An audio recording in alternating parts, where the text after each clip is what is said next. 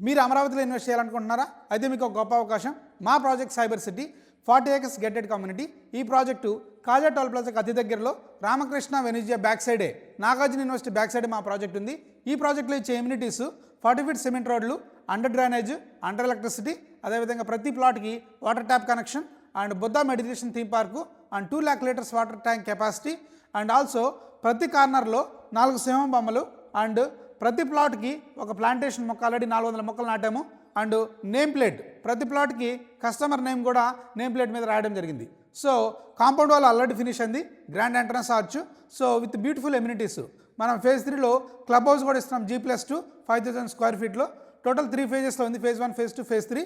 phase 1, phase 2 26,000 per square yard, phase 3 27,000 per square yard.